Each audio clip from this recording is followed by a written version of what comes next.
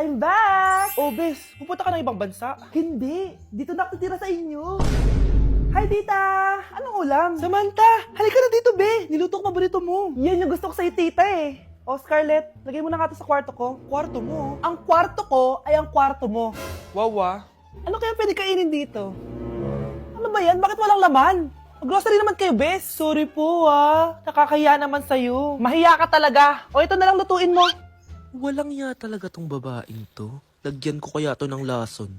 Ay, tita, sobrang lakas uminom niya ni Scarlett. Tapos puro lalaki pa yung mga kasama niya. Aba, humanda talaga sa akin yung babaeng yan. Walang iya tong si Samantha. Sinisiraan pa ako sa nanay ko. Bes, kailan ka uuwi? Anong uuwi? Hindi na ako uuwi, Bes. Inampun na ako ni tita. Ay, hindi. Umalis ka na. Ginagawa mo akong katulong dito. Tapos kung ano-ano pa sinasabi mo sa nanay ko. O anak, ba't mo naman pinapaalis si Samantha? Wala namang ginagawa masama yung tao eh. Oo nga, ang bait ko kaya. Kung hindi siya aalis, ako ang aalis. Friendship over na tayo, Samantha. Lalayas na ako sa bahay na to. Parang mas anak pa ni nanay si Samantha. Alam mo na ba yung nangyari kay Samantha? Bakit? Ano meron kay Samantha? Tignan mo to. Nay! Nay! Oh, di ba lumayas ka na? Paalisin mo na yan si Samantha! Sino siya, anak? Tinawag mo bang anak si Samantha? Ay, hindi ko alam, Nay. Paalisin mo nga yan. Hoy, babae, kung sino ka man, umalis ka na dito. Nay! Impostor? Bakit nandito ka, ha? Walang iya ka? Bakit mo ako ginagaya, ha?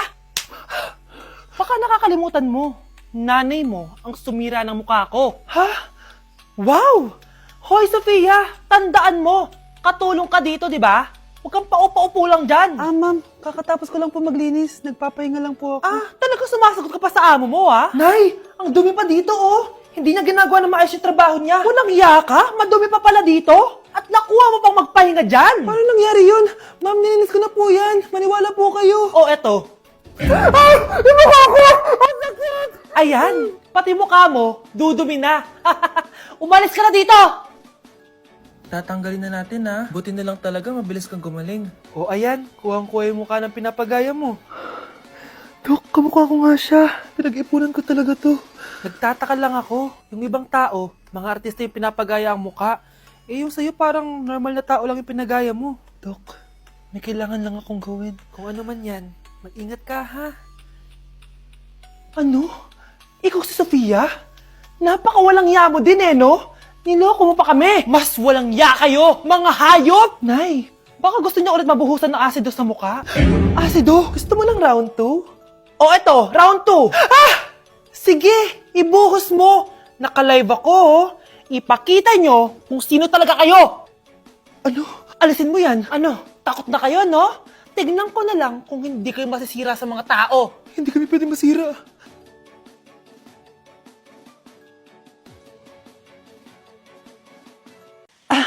Mare? Nay, di ba yan yung dati mo kaklase na nambuli sa'yo? Oo, anak. Ba't nandito yan? Mare, alam mo, ilang years na tayo hindi nagkikita. Wala pa rin nagbago sa'yo, no? Mukha ka pa rin zombie. Hindi ka na nag-glow up. Oo nga, Mari. Wala pa rin nagbago. Masama pa rin ugali mo. At least, maganda ako. Che. Oh, Nay. Gising ka pa din. Kaya ka nagkaka-eyebags eh. Ay, naku, anak. Alam mo, ang dami ko trabaho, diba? Tapos, hindi din ako nakakatulog na maayos. Ano, Nay? Tatanggapin mo na lang ba yung sinabi ng kaklase mo, ha? Kailangan mo ng glow up, Nay. O, eto, Nay. Mag-take ka na itong Nighty Bright ng New Moon. Sure ka bang mag-glow up ako dito, anak? Oo, Nay. Mag-take ka lang niya ng 1 to 2 capsules bago ka matulog for a quality sleep, which is important for steady energy, focus, and productivity. Meron tong ashwagandha at collagen na nakaka-help sa stress at repair na skin. Road to glowing skin na talaga. Ay, sana mag-glow up na ako.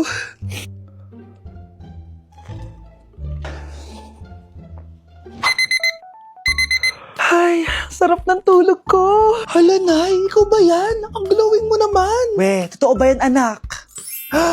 Oo nga, ang glowing ng mukha ko. Oh, alam mo na, Nay, ha? Make every night a glow-up night with Nighty Bright. Nay, ayan na naman yung klase mo. Mare, ikaw ba yan? Hi, Mare. Parang ikaw naman ang mukhang zombie ngayon na. Delivery po. Anong delivery? Parang wala naman ako in-order, kuya. Eh, nakasulat po dito, Susan. Kayo po ba yun, ma'am? Oo. Sige, baka nakalimutan ko lang. Nay, ano po yan? Cellphone? Di ba mahal to? Opo, Nay. Paano ka nakabili niyan? Siguro nanalo ng raffle si nanay. Nay? Oo, anak. Bakit? Nabalitaan niyo na ba, Nay? Uso yung mga scammer ngayon. Totoo ba? Grabe na talaga ngayon, anak. Sabi sa nakita ko, Nay, nang scam daw siya ng mamahaling cellphone gamit ang credit card ng ibang tao. At ito pa yung malala, Nay. Nang scam daw din siya ng pera. Delivery po. May delivery ata, anak. Delivery po. Ikaw na naman, kuya. Susan po ulit, ma'am. Eh, wala naman nga ako in-order. wala akong magagawa dyan, ma'am. Sa'yo nakapangalan eh. Sige na po, una na ako. Ano na naman laman neto? Pera? Ito ba yung sinasabi ni Scarlett na galing sa scam? Pero bakit sa akin nakapangalan? Anong gagawin ko dito? Hindi naman ako yung scammer. Nay, may naghahanap po sa inyo sa labas. Ah, anak! Sige, pupunta na ako.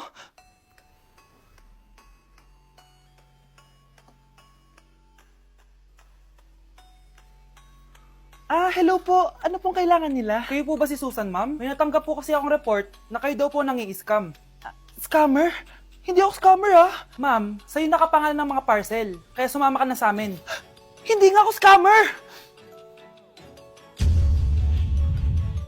Ikukulong ka na namin. Huwag niyo ko ikulong! Hindi ako scammer! Itigil niyo na yan! Hindi si nanay ang scammer. Pero nasa bahay na to, ang totoong scammer. Nay, ang taas ng grades ko, oh.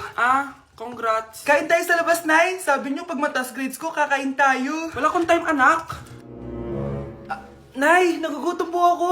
Anak, may ginagawa ko. Nay, di po ba kayo magluluto? Ano ba yung anak? Ang tanda mo na, di mo pa rin kaya magluto para sa sarili mo? Kita mo ang dami ginagawa dito? Storbo to. Sige po, Nay. Ako na lang po magluluto.